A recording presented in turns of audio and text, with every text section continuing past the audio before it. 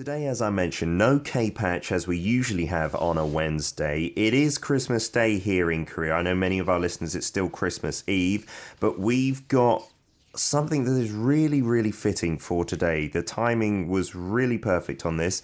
So if you think about life, it's nature's most beautiful invention. Those were the words not of me, but of Goethe, a German poet and world-class writer. And it's Christmas, and along the lines of bringing precious life into the world, we have brought in a very special guest today. I'm not even going to introduce him. I'm going to leave that up to you, sir.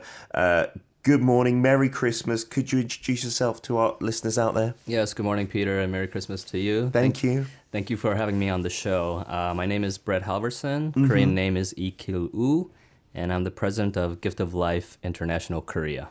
Wow, okay, Brett, thank you so much for being here on our Christmas specials. Seriously, we've done Christmas specials in the past, but having a guest this meaningful, I think it is a first, and hopefully we can spread some Christmas cheer and Christmas spirit out there.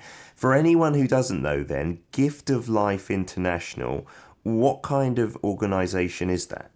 It's a NGO or nonprofit organization, and we provide free heart surgery to children in developing countries or for families who cannot pay for the heart surgeries. Wow. Yes. Oh, that's incredibly meaningful work that you're doing there then, Brett. So Gift of Life International Korea is a branch here in the country. That is but right. This is an international organization, is it? That's right, and it's a Rotary Club-based organization. What does that entail? Rotary Club, it's a worldwide organization, kind of like a UNICEF, if you would have it. And it's just a worldwide group that does a lot of different meaningful projects all over the world. So For example, it's not just this. Yeah, it's not just this. Oh, actually, for me, it's just Gift of Life.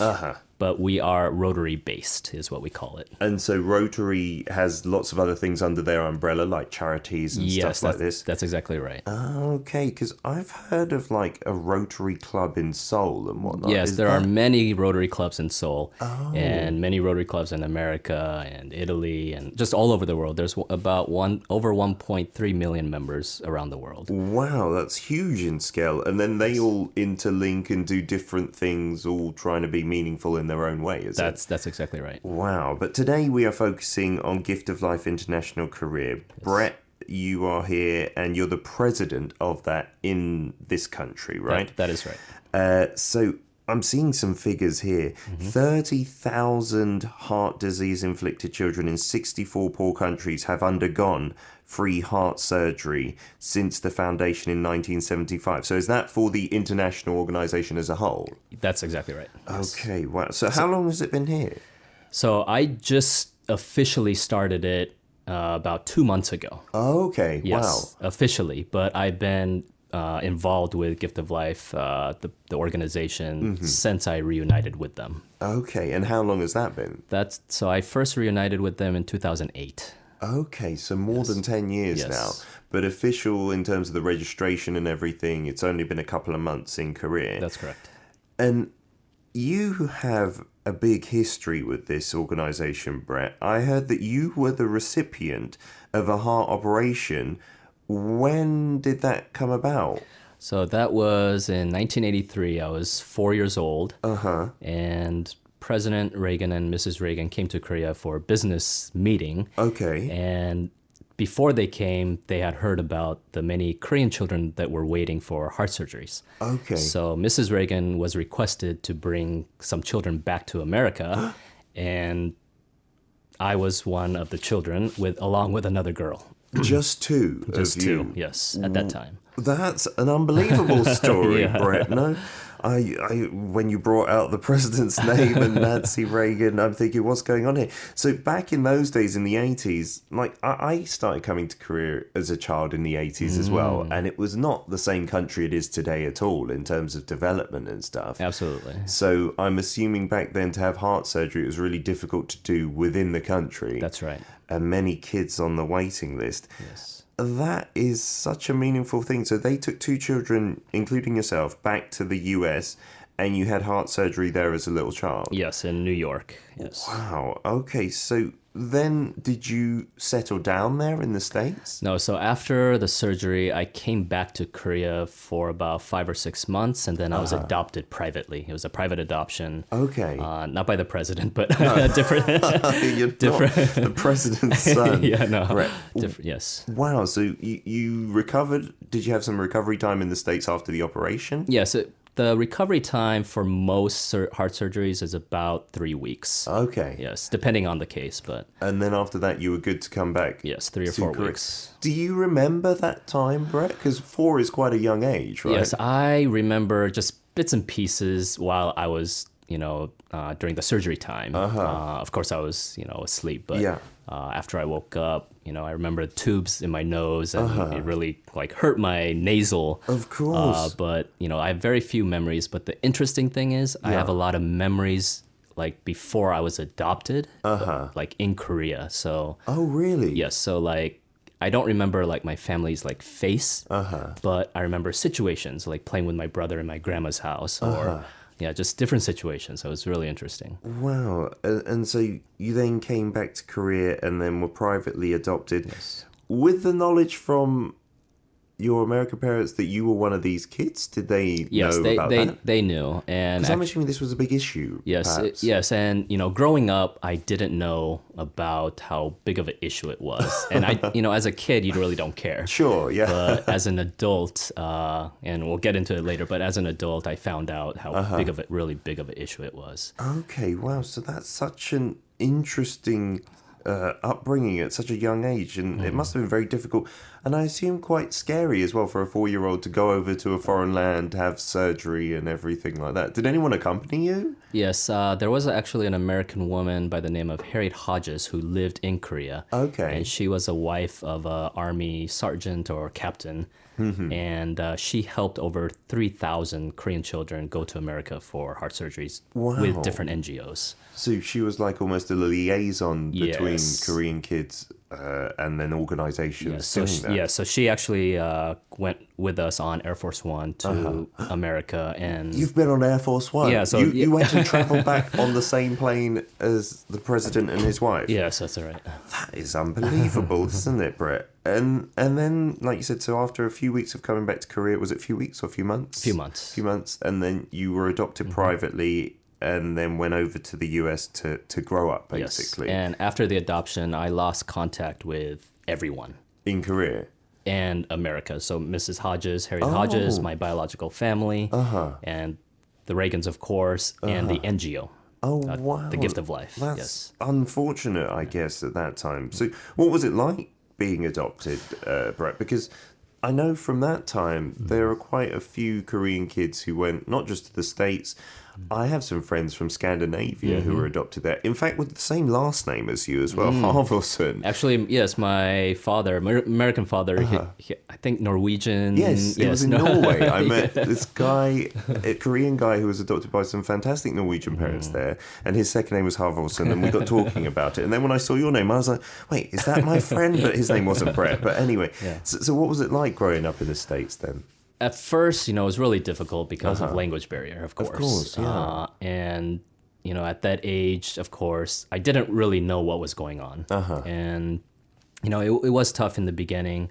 And, there was some issues of discrimination, with my grandmother. But, in the beginning, it was difficult. But later on, I was very happy and very, very good. Yeah, because back in the 80s, not just the US, the UK as well, that's when my mum married my father. I'm half Korean as well, Brett. And so when she first went to the UK, her English wasn't very good either. Although she was an adult, it was easier for her, I'm sure. There's still a lot of racism back then, and she felt very isolated, without family or friends and things like that.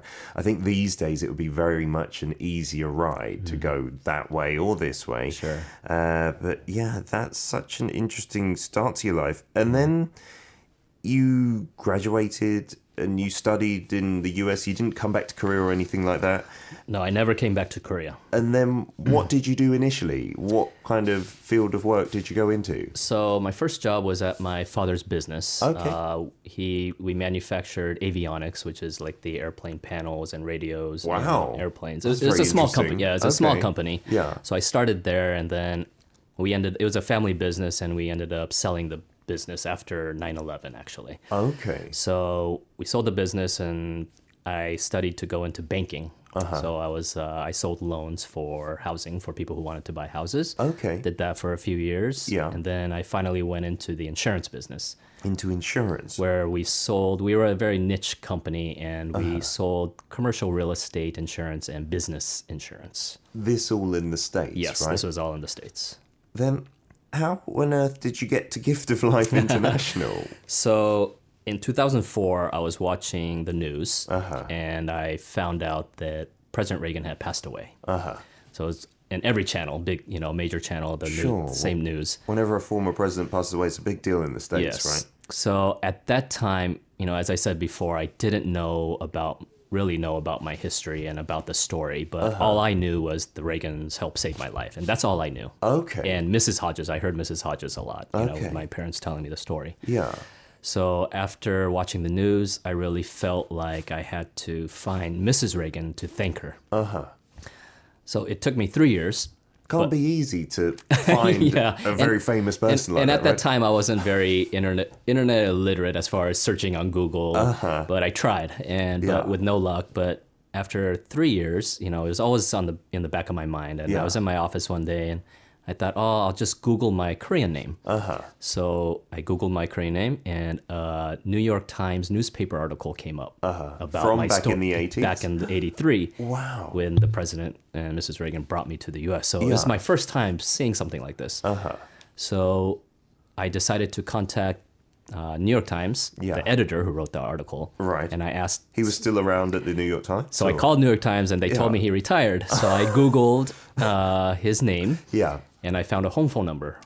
So I called this number thinking, I hope it's him. And it was him. Luckily. So I asked, I told him who I was, and I asked him if he remembered writing the article. He said, oh yeah. And so we, did some small talk. Sure. And then I asked him, do you know how to find Mrs. Reagan? And he said, well, I know they have a Reagan library or museum in California. Why don't you try that? Yeah. I'm not a very political person, so I didn't know they had a museum. Okay. So I looked the museum up, and I called down there, and the receptionist who answered, I told her who I was, and I asked her, can you get me in touch with Mrs. Reagan?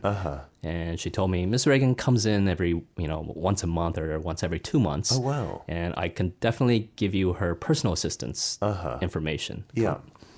So I thought, it's kind of easy, right? Yeah. So she said, before I hung up, she said, do you know you're famous? And I said, no, what are you talking about?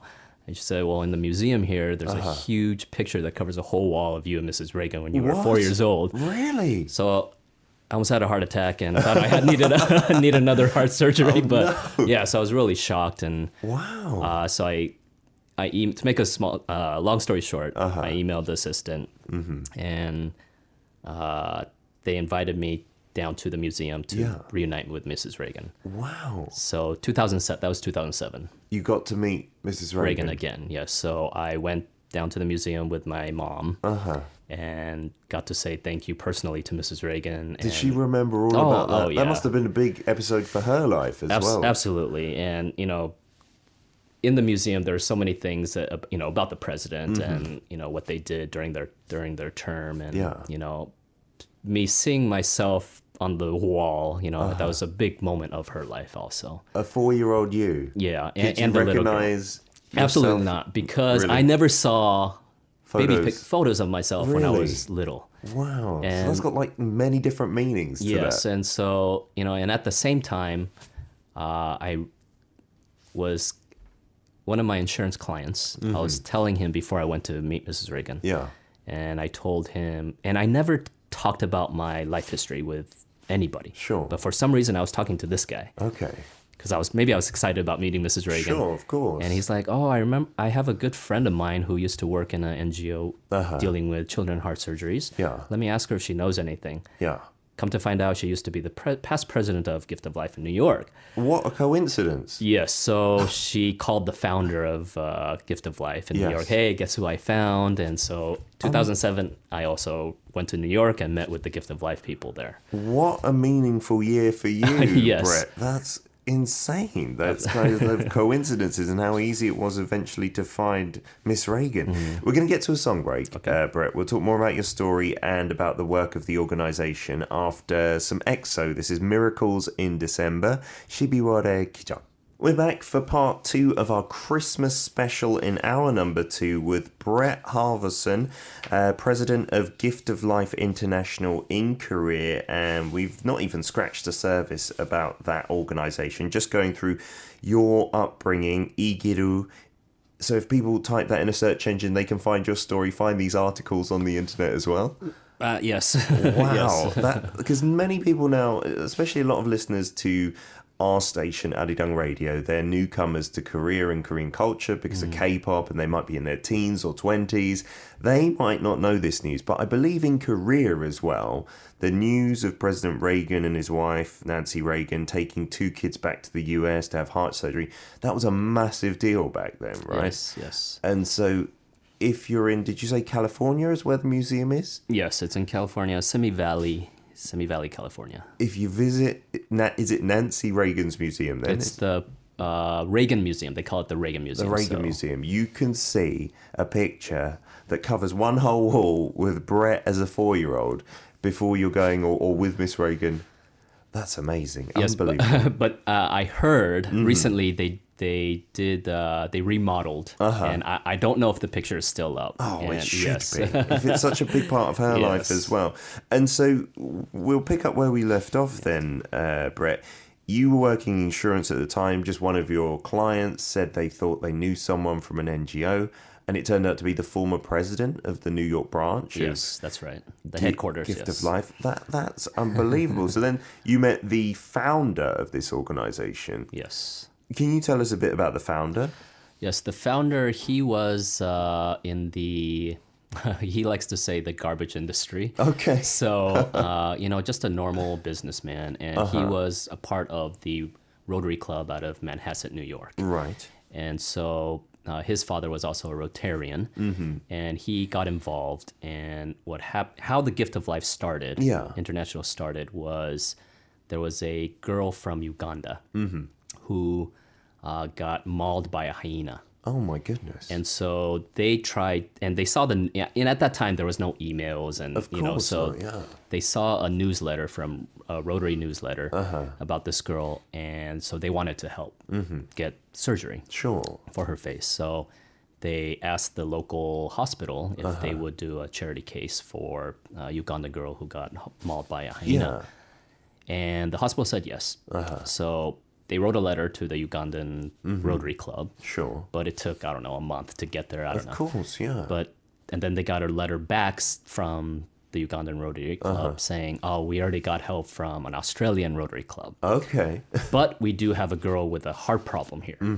So they went back to the hospital. Back to the hospital. Said, hey, the girl that got mauled by a hyena, she's taken care of. But we have a girl with a heart problem. Can you also do the surgery? So they agreed. So, and that's how it began. The Gift of Life. From that one case. From that one case, yes. And then they decided to set up an organization which is fully focused on just heart conditions. Is it? Yes. We are only a heart congenital heart disease, which is children that are born with heart disease. So back in those days, when are we talking about? In the 70s? Yeah, 1975 was when it started. It must have been very difficult to find cases like this and then link it up with hospitals. I mean, nowadays with all this technology, it's very different. Absolutely. So after meeting the founder, did you then go on to work for Gift of Life soon after? Yes, it was pretty soon. After I learned about what they did and how many children are actually out there that are born with heart disease, it is actually the number one heart or disease that children are born with. Oh, really? Yes, it is congenital heart defects? Yes. Oh, my goodness, right. So after learning of that, you started out doing some volunteer work for them, and what, you gave up your career in insurance? Yeah, so, yes, my insurance job, it was a very, it was a good job, a lot of stress, but it was a very good job, and I believe I had a good future in it. But I truly felt that it was my destiny to be involved with Gift of Life and help other children. and a big part of that was because of my personal story and with the Reagans. Yeah. And I believe that, my story can inspire a lot of people to help and donate. And so the way that all fell into place, it feels like destiny just hearing it, Brett. That's unbelievable. So what did you initially start doing for them? Because I'm sure everyone who goes into a charitable organization, they've each got their own strengths and weaknesses. So. Sure. So with my story, I did a lot of public speaking. Okay. And trying to get companies involved, trying to get more Rotary clubs involved with this. And yeah, basically that was my role. Was in the States. In the mainly? States, yes, in the States, and I did some traveling to El Salvador and Dominican Republic, where we've helped many children there.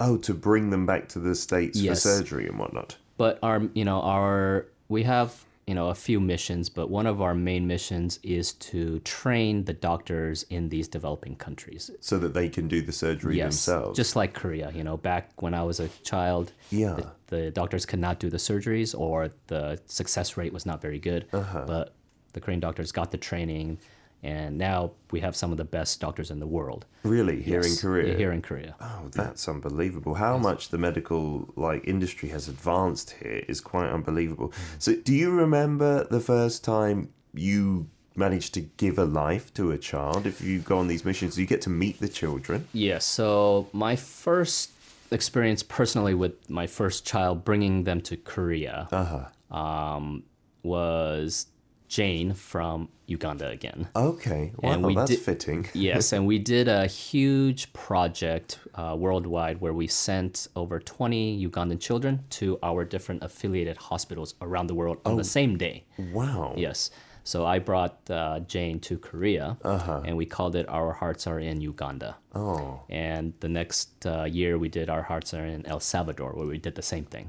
Oh, so you've got to coordinate so much then, each different hospital that's involved takes 1 or 2 children. Is that how it works then? Yes, that's right. Oh, wow. But like I said, our, another mission and our main mission is to get training to these doctors. So we do training missions where we send a team of doctors to the country and to their hospital, if they have a hospital.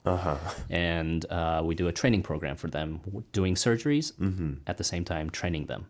Wow. And then if all goes well, they can do it themselves. Yeah, but it takes a while for them to, it doesn't just one time or 2 times. I can imagine, right? It takes that must take years of training in my mind.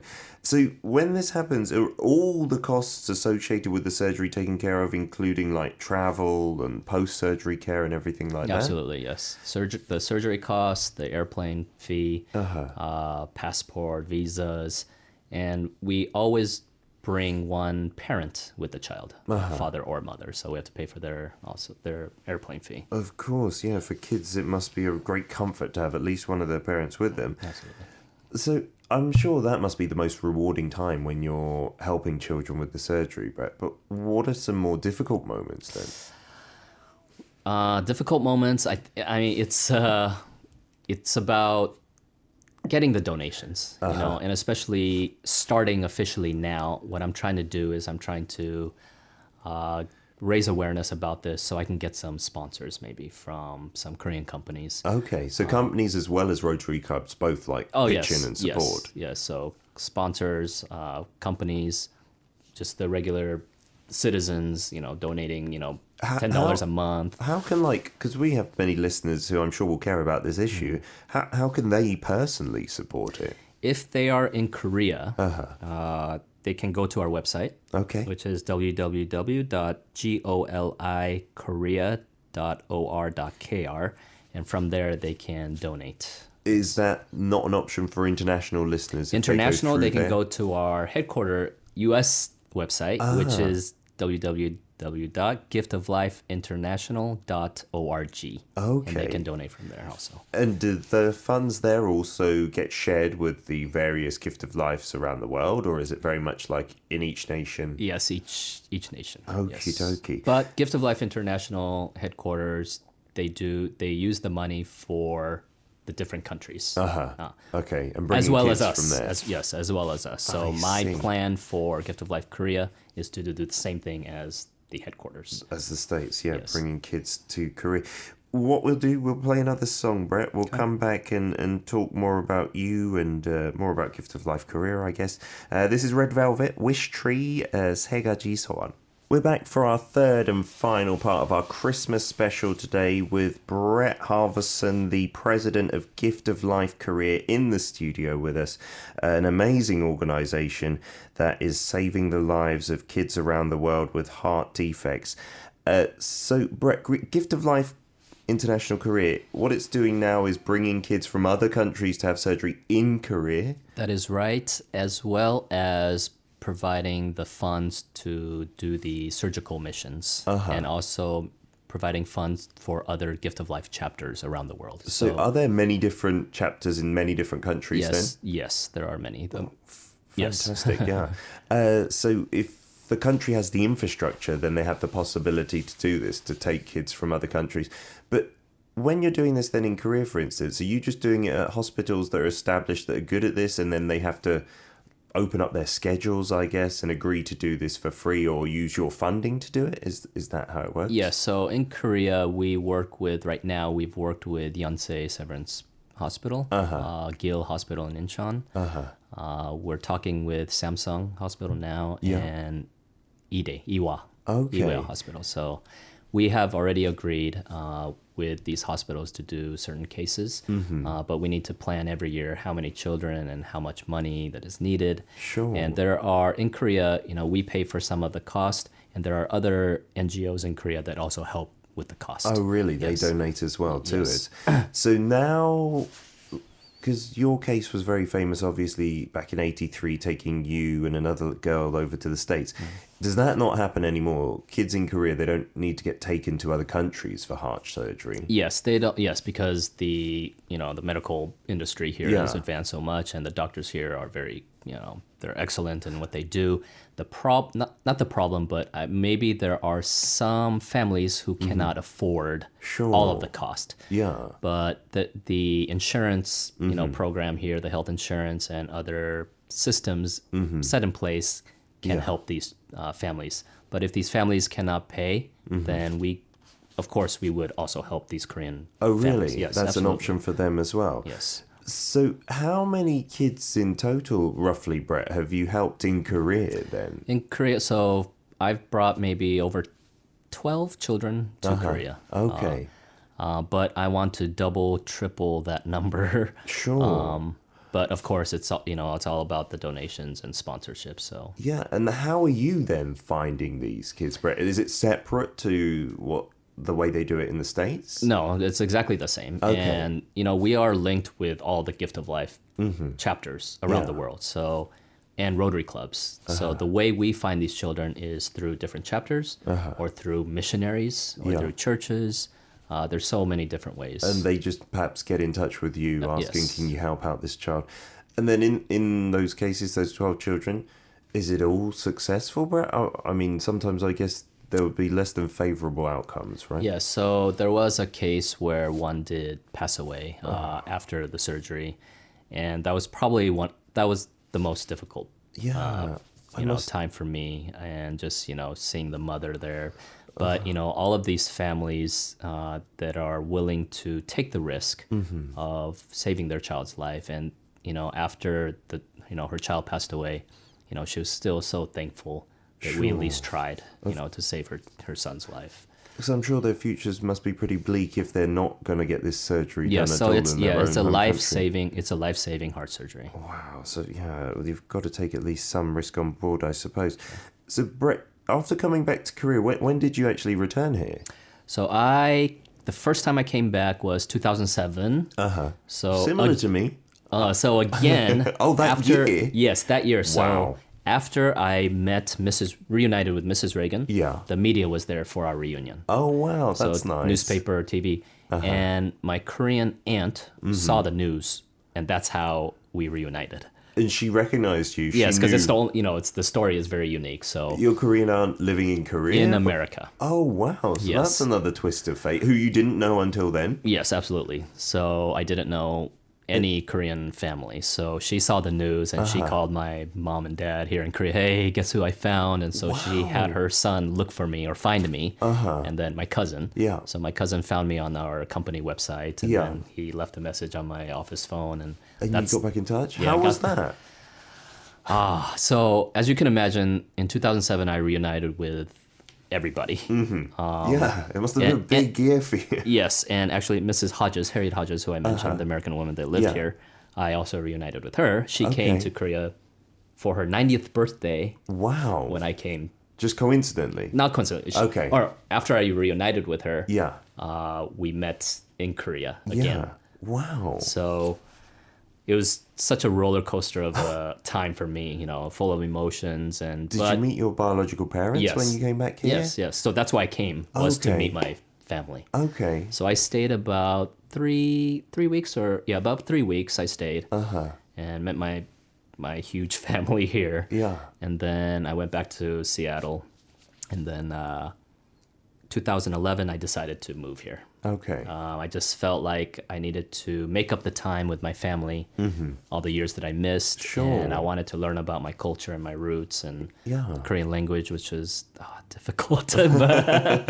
But yeah, so I remembered only 4 words when I first came back. Okay. What were those? Oma, Appa, 할머니, and subak. Subak? Yeah, I guess I loved watermelon, you know, when I was a kid. So it's very tasty in Korea. I don't blame you. Yeah, so what were the conversations like with your parents that first time meeting them again? Did they think they'd meet you again? No, they never thought. And, you know, when I was in maybe middle school, high school, I always thought about my family, you know, how they were doing. And, you know, I remember my mom being pregnant with my little sister. So I always thought about her and my older brother. I had a lot of memories of my older brother. So always, you know, thought of them, but never knew how to find them. Sure. But coincidentally, again, destiny had it that we would reunite. So it's an unbelievable story, Brett. So now you're living here permanently. Do you see them on a fairly regular basis? Yes, I see them off and on. And wow, I recently got married and have a son now. So another generation to add to the mix. This is fantastic. Yeah. So for Gift of Life International career, what does the future hold for you guys? I am hoping to get some sponsors, as I said, and is that the main? That's the main issue? goal right now. I'm wanting to do a lot of like fundraising events, golf tournaments, marathon, half marathon. Okay.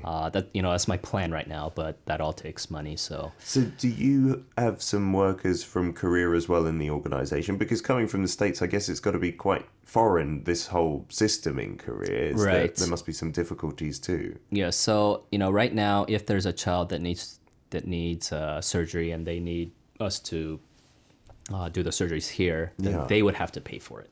So that's why I started this. One of the reasons is I want to do the fundraising here, get companies involved, get some sponsorships and donations from the Korean family or Koreans and companies. Wow. The work that this organization does, not just in Korea, but across the globe, is unbelievably beneficial to so many children. Do you keep in touch with any of the people who you've brought over to Korea? Yeah, so actually when I did the MBC program, I face-talked one of the Filipino girls that came here maybe 7 years ago. Wow. So and she's doing well? Yeah, she's doing well, and talked with her father a little bit too. So I do keep in touch. How does that feel? Because you've literally, as the title of the organization says, given the gift of life, right? It is so rewarding, I think, for everybody involved with our organization, but especially me, because I went through they saved my life. Yeah. So to help other children that are in the same position as I was, it's so rewarding, and I couldn't be happier doing this. Is there anyone else like you who's received the gift of life and is now working in the gift of life? Actually, Grace was the first Ugandan child. She is in Uganda, and she's also involved with the organization. So, but other than that, I don't know. But yes. That's great to hear, because I would feel like if you were a beneficiary of this, all the more you would want to be doing this for the benefit of other kids. Brett, it's been fantastic having you here, as well as this organisation which we've given out some information for. That's goli.korea.or.kr for the website here. A lot of our listeners are into Korean culture in general, and having lived in the States, What would you say are some great things about Korean culture? There are many great things about Korean culture. I think I think overall politeness of the Koreans, I think was one of the biggest things I noticed when I first came. It's very different to like the States or the UK, Yes. the way people act, right? Yeah, so I really appreciated that. There could be a bad side to that also, but overall, I think the politeness, the kindness that overall.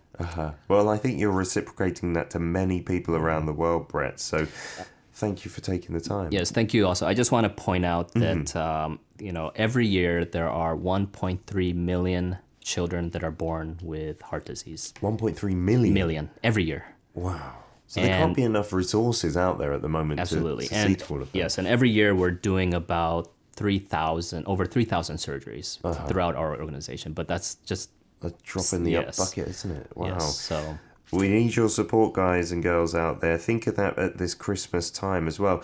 Brett, before we send you out, we'd like a song request from you. Are you into some Korean music at all? Yes, I enjoy some Korean music. I'm a big fan of Running Man. Okay, the TV show. Yeah. So I saw an episode where the F Killer was the group name, which was Haha, Gummy, and Kim Jong-guk. Yeah. And the song is Raise Your Voice. Fantastic, Brett. We'll take you out with that one. Good luck in all the future operations for Gift of Life International Korea, and hopefully we'll see you again in the future. Yes, thank you for having me, Peter. Merry Christmas. Thanks a lot. Merry Christmas. Here is F Killer, Raise Your Voice.